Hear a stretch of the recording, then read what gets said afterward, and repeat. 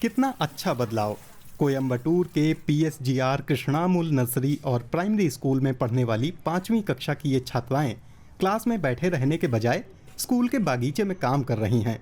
मौशिका को अपना काम पता है। हम जूस बनाने के लिए केले के तने का रस इस्तेमाल करते हैं। ये किडनी की पथरी ठीक करता है।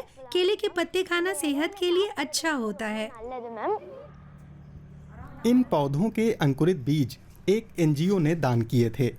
यहाँ पर्यावरण शिक्षा पाठ्यक्रम में शामिल की गई है, जिसकी शुरुआत केजी से हो जाती है।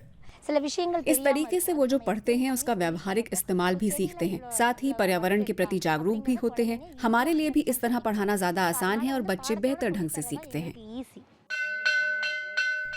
तमिलनाडु के सुदूर पश्चिम में स्थित ये एक इंटरनेशनल सस्टेनेबिलिटी स्कूल है।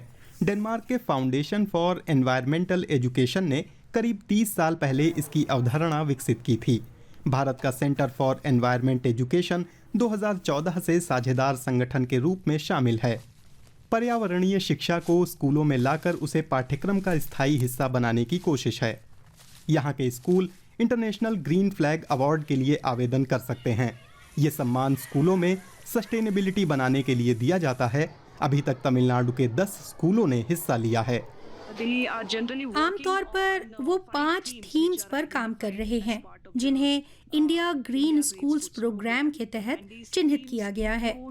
इनमें पानी से जुड़े मुद्दे, जैव विविधता, कचरा प्रबंधन, स्वस्थ रहन सहन और जलवायु परिवर्तन शामिल हैं। हर साल कम से कम 3 मुद्दों पर उनकी भागीदारी देखी जाती है। 7000 किलोमीटर से भी ज्यादा दूर बर्लिन के आगुस्ट जैंडर स्कूल की होम इकोनॉमिक्स कक्षा में छात्र खाना पका रहे हैं। ये बच्चे भविष्य के पेशेवर प्रशिक्षण की तैयारी कर रहे हैं। कुछ छात्रों को सुनने समझने की समस्या है और ये बहुत थोड़ा या बिल्कुल भी नहीं सुन पाते हैं।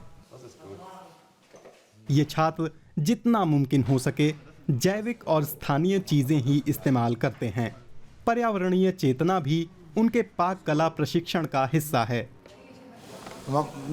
कई बार आपको बहुत आसान तरीके से छोटे छोटे ब्योरों में समझाना पड़ता है, लेकिन मुझे लगता है हम ये अच्छे से संभाल लेते हैं। छात्र भी काफी काबिल हैं, तो कुछ न कुछ जरूर हासिल होगा। आगुस्ट जैंडर स्कूल भी एक इंटरनेशनल सस्टेनेबिलिटी स्कूल है। अकेले बर्लिन में ऐसे 50 से ज्यादा स्कूल हैं। इस तमगे के लिए स्कूलों को हर साल आवेदन देना पड़ता है। बर्लिन सीनेट एडमिनिस्ट्रेशन से पेत्रा ब्रांचस्टैटर या उनके सहकर्मी ये जायजा लेने आते हैं कि स्कूल ये टाइटल रख सकता है या नहीं। पहले तो स्कूलों के लिए ये बहुत ज़रूरी है कि वो शुरुआत करें। फिर उन्हें काम करने के लिए टिकाऊ विकास लक्ष्यों की सूची में से 2 क्षेत्र चुनने होते हैं जो सबसे नए हों।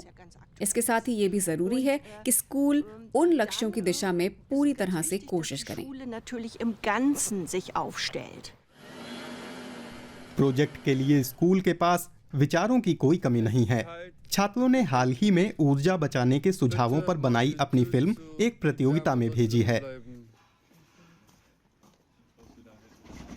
उसमें सबटाइटल और साइन लैंग्वेज भी हैं ताकि ज्यादा लोग फिल्म देख पाएं।